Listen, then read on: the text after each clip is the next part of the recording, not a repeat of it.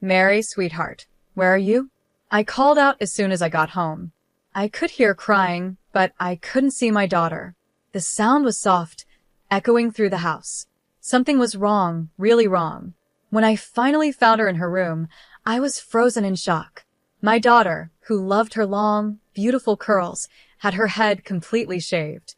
Honey, what happened? Who did this to you? My voice shook, and I could already feel anger building inside me. Then she said something that made my blood boil. It was Grandma, Mom. Mary sobbed, her eyes red from crying. She said I looked like a troublemaker with my hair and shaved it all off by force. At that moment, I felt a mix of shock, pain, and a rage like never before. Right there, I swore I'd get revenge. Hi, I'm Julie, 38 years old, single, and a full-time mother. My life revolves around one person, my 15-year-old daughter, Mary. We live in a small, simple house in the suburbs. It's nothing fancy, but it's our safe place. Between my tiring shifts as a nurse, I do everything I can to make sure we have food on the table and a roof over our heads. It's tough, but no one ever said life would be easy. Mary is a whirlwind of creativity and intelligence. Her curls are so beautiful, even Rapunzel would be jealous, and she loves showing off her personality through them. If it were just the two of us, life would be perfect. But there's a dark cloud that hangs over our peace. Lauren, my ex-mother-in-law, lives way too close to us. Lauren is 72 years old, a widow, and has a sharp tongue. She helps look after Mary after school, and I know I should be thankful, but the price I pay is constant criticism. Julie, dear, she always starts with that annoying tone that makes my skin crawl. Don't you think Mary's hair is a bit wild? I take a deep breath and say, she likes it that way, Lauren, trying to stay calm. But inside, I feel like screaming. In my day, girls knew how to present themselves, she says, like she's some queen from the past. I bite my tongue again, holding back what I really want to say. I want to scream because free childcare is something I can't afford to lose. What makes this even harder is that Lauren was so strict with her own son, Mary's father, yet he still went down the wrong path. Kyle, the man I had Mary with, lived his whole life under his mother's tight control. Lauren raised him with a heavy hand, believing that harsh discipline would build his character. He was never allowed to be himself or make his own choices. Everything he did was judged by her. When Kyle grew up, he rejected everything his mother tried to force on him. He rebelled, making bad decisions that eventually led to him getting involved in trouble. Now he's in prison, and Mary doesn't have her father in her life. Lauren, of course, blames the world and me for what happened to Kyle. She acts like I ruined her son, as if I pushed him to live that kind of life. But the truth is, it was Lauren's suffocating control that drove Kyle away. Now, she takes all her bitterness out on me and Mary, trying to do the same thing to my daughter. Lauren sees Mary as her second chance to shape someone the way she wants, and I'm the one who has to stand in her way. At first, Lauren begged to help with Mary. She insisted that as a grandmother, she had the right to be part of her life and make up for lost time. Julie, I'm old, but I want to be in my granddaughter's life. Let me help, she'd say, almost like she was desperate. I admit, part of me believed her. And of course, I needed help. Between my hectic shifts at the hospital and being a single mom, having someone step in seemed like a huge relief, even if it was Lauren. I wanted to believe she was sincere, that maybe she could be a positive influence on Mary. I thought her criticism was just part of her personality, and help is help, right? But every day, I regret that decision more and more. Lauren slowly took over, bringing her rules, her expectations, and her judgments into our lives. Her presence became a burden. She wasn't helping, she was trying to control, just like she did with Kyle. And we all know how that turned out. Thankfully, I have Isabella, my best friend and coworker. She's my support system. How do you deal with that old witch? She asked me the other day over coffee, pouring sugar into her cup like she was trying to make the conversation less bitter. You have the patience of a saint, Julie, she said. I laughed, but it was a tired laugh. My patience is running out, Isabella. It's really running out. And then there's Paul, my neighbor who's always ready to help fix things around the house. Let's be real. He's a total heartthrob, and the way he looks at me, well, If I hadn't learned my lesson with Mary's father, I might consider it. But after the mess of that relationship, my new rule is simple. Keep your distance. Hey, Julie, need a hand? Paul calls from the street. Here he comes, wearing a tight shirt and flashing his easy smile. I try not to stare at his biceps as he lifts some boxes from the garage. Thanks, Paul. You're a lifesaver, I say, but in my head, I'm thinking, and a temptation I really don't need right now. But let's focus on the real drama in my life, which isn't handsome neighbors, it's the ongoing Cold War between Lauren and me. The battleground? Mary's upbringing. Mary, sit up straight. A young lady doesn't slouch. Lauren barks in the middle of dinner, like she's training my daughter for the military. I see Mary's shoulders drop, and my heart sinks. Mom, do I have to listen to her? Mary asks me quietly, tired of it all. I glance at Lauren, silently letting her know that this fight isn't over. Just do your best, darling, I say, trying to comfort Mary. We all have different ideas about what's important. My voice sharpens as I look at Lauren. Different ideas, yes, Lauren mutters, with that superior tone that makes me want to scream. If you listen to me, Julie, this girl wouldn't be running wild. I clench my fists under the table, trying not to lose it right then and there. She's not running wild, Lauren. She's expressing herself, and I won't stop her from doing that. My tone is sharper than I intended, but I'm at the end of my rope. Lauren, as always, stays calm and cold. Mark my words, Julie. Without discipline, that girl will end up in trouble. I watch as Mary goes to her room, her curls bouncing. Curls I wouldn't be seeing for much longer. A shiver runs down my spine. I've been holding this situation together for so long, but something inside me is screaming that it's about to blow, and it's going to be ugly. After a long extra shift at the hospital, all I wanted was to come home, hug Mary, and forget about Lauren for a while. But as soon as I walked through the door, I felt it. Something was terribly wrong. Mary, sweetheart, I'm home. I called out, but there was no answer. The silence was thick, creeping over me like a bad feeling. It was the kind of silence that only comes right before something awful happens. I ran to her room, and when I opened the door, my heart stopped.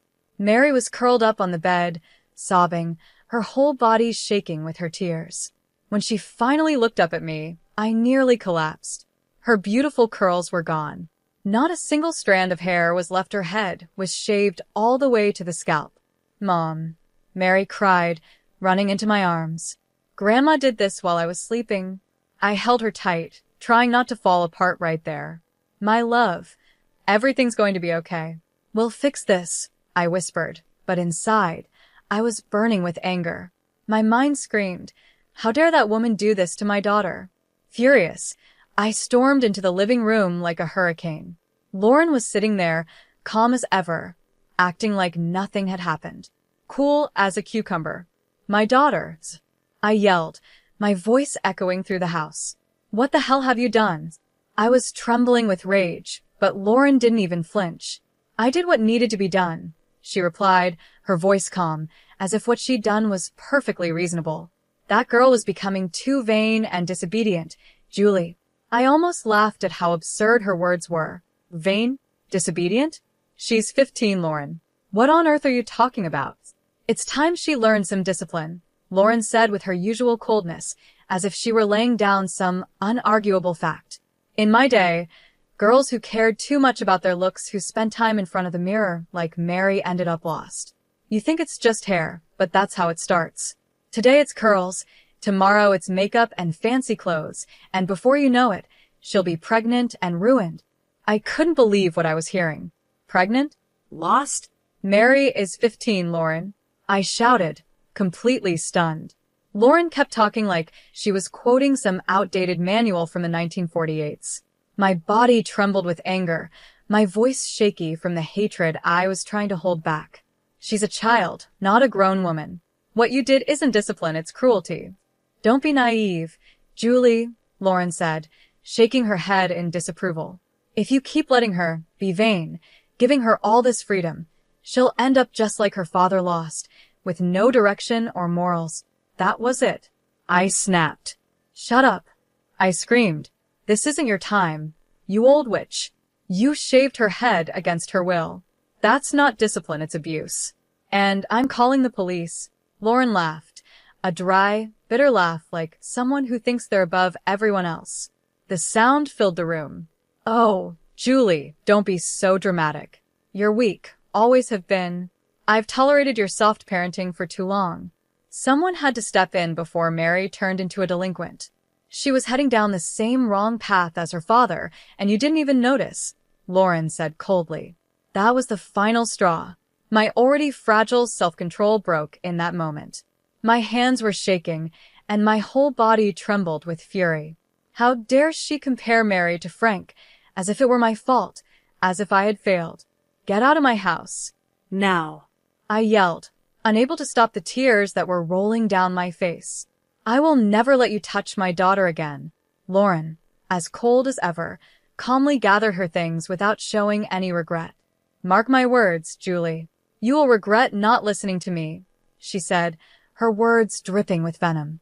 When the door finally closed behind her, my strength collapsed. The tears came freely now. I felt like I had failed to protect my daughter. But in that moment, I made a silent promise.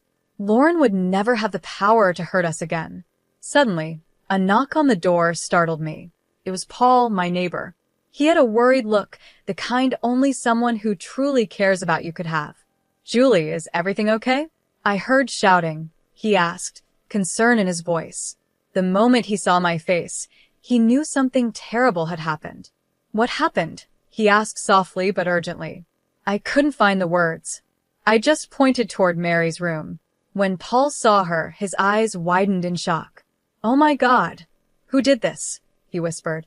Lauren, I muttered, my voice shaking with hatred, each word heavy with anger. Paul's expression changed from that of a friendly neighbor to someone ready for battle. This is unacceptable. I'm calling the police right now, he declared. No, Mary cried, her voice broken, her eyes filled with fear. I don't want anyone to see me like this. She curled up in my arms, and I held her tightly, trying to shield her from the pain that had pierced her heart. It's okay, my love, I whispered, trying to comfort her. We won't do anything you don't want to do. I'm here.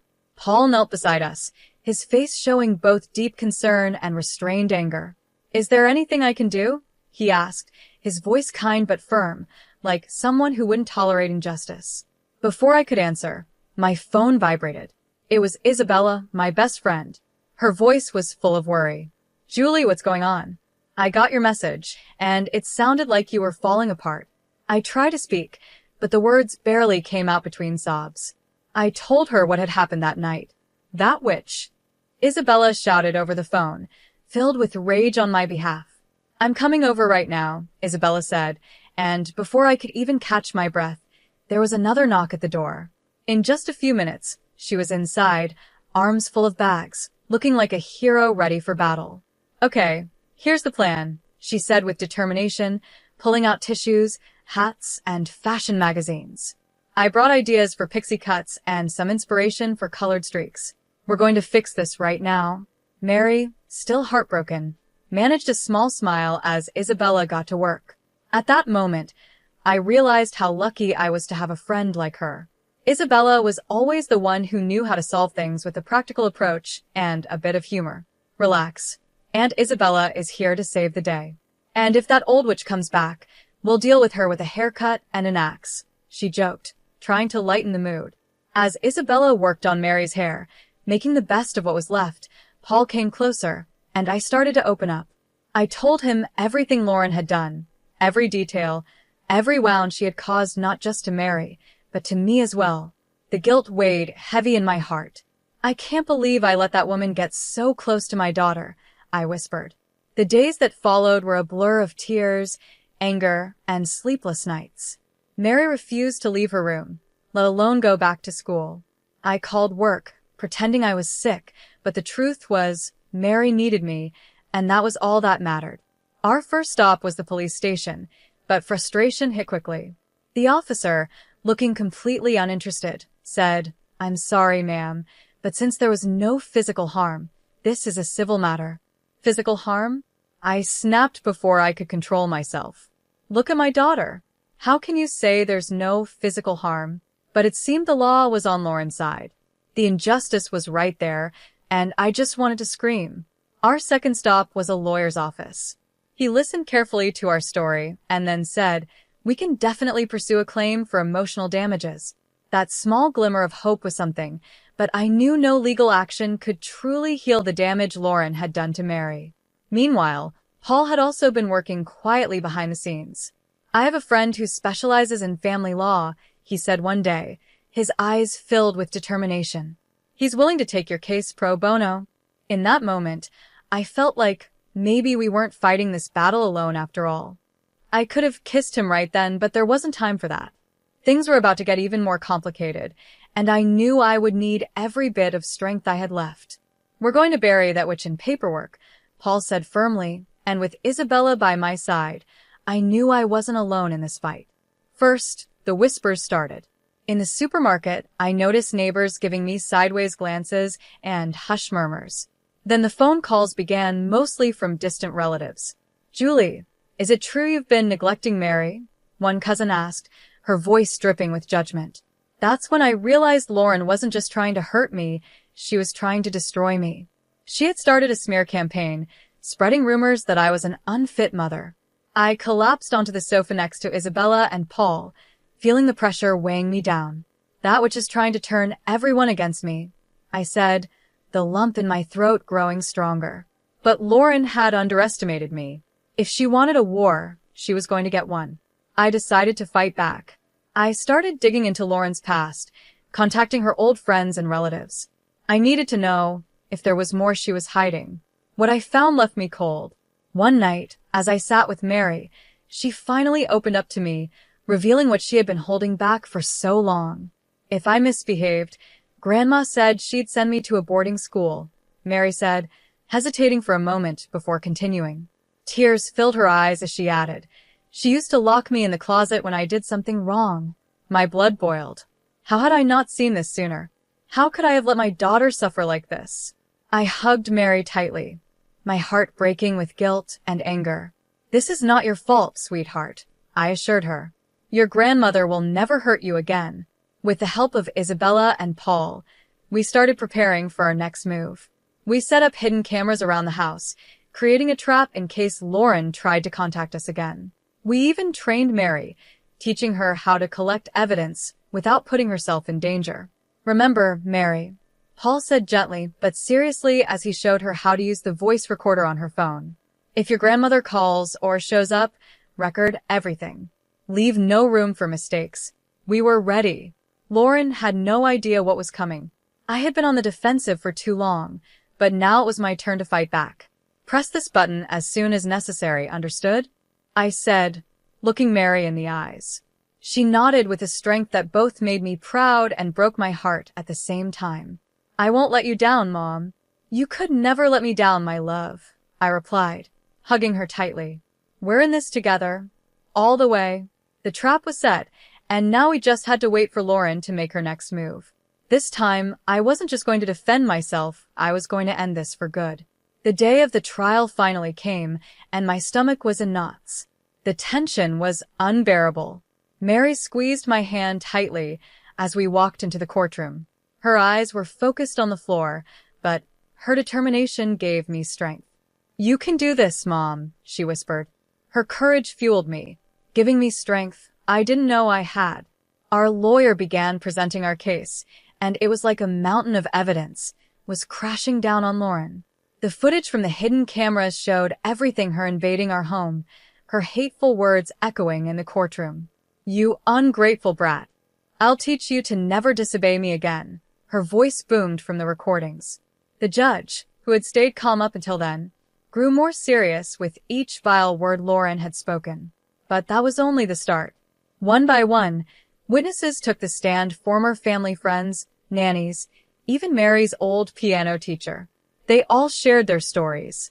"She told me if I didn't make Mary practice piano for 5 hours a day, she'd fire me," the teacher said, his voice shaking. The stories kept coming, building an airtight case against Lauren. But the most powerful moment was when Mary gave her testimony. My brave little girl stood there, her voice trembling but filled with determination. She told me if I told Mom what she did, she'd make sure I'd be taken away, Mary confessed, tears in her eyes. I couldn't hold back my own tears. Lauren's lawyer tried desperately to make her seem like a loving, misunderstood grandmother, but it was too late. The evidence was clear, and the court wasn't buying it. When the judge finally announced his decision, I felt like I could breathe again. This court grants a permanent restraining order against the defendant, the judge said firmly. Additionally, significant damages are awarded to cover therapy and emotional distress caused to the plaintiff. Lauren was officially out of our lives forever. As we left the courtroom, feeling lighter than I had in months, Lauren made one last pathetic attempt. She came toward us, tears streaming down her face, hoping for some kind of forgiveness. "Julie Mary, I'm sorry," she began, her voice trembling. But I cut her off, my voice cold and firm. "Save your apologies, Lauren. You're dead to us." I turned away without looking back, and we walked away. In that moment, a huge weight lifted off my shoulders. We were free. The months that followed were hard, but we got through them together. Mary started therapy, and little by little I saw my daughter come back to life. The sparkle in her eyes returned, and so did her strength. She was coming out of the shell she had been hiding in. One night, at the dinner table, with me, Isabella, Paul, and Mary, she made a surprising announcement. "I want to donate the settlement money," Mary said firmly. "I want to help other kids who've been through what I did." I smiled, proud of her strength, but as her words echoed in my mind, a plan started to form. Mary was healing, but I still carried the anger. Lauren had tried to destroy my daughter and ruin me, and I couldn't just let her get away with it. She needed to feel what we had felt.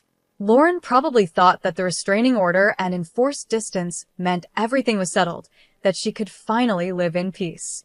She had no idea the real battle was just beginning. First, I created a false sense of peace, no contact, no confrontations. I let Lauren believe we were out of her life, that the fight was over. But behind the scenes, I was preparing something bigger. I used what I knew about her life, her secrets, her mistakes. The woman who loved to criticize others had a past full of little flaws. Unpaid debts, disputes, and then there was the financial scandal tied to her late husband's money.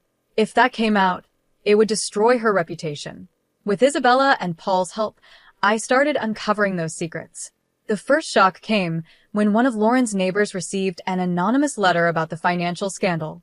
Not long after, a similar letter was sent to the condo's management office. Nothing concrete, just hints and suggestions, but enough to stir up suspicion and make her uncomfortable.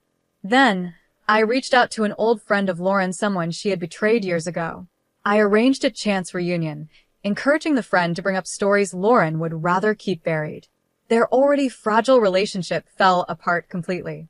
Lauren's image started to crumble. But the final blow was the cruelest.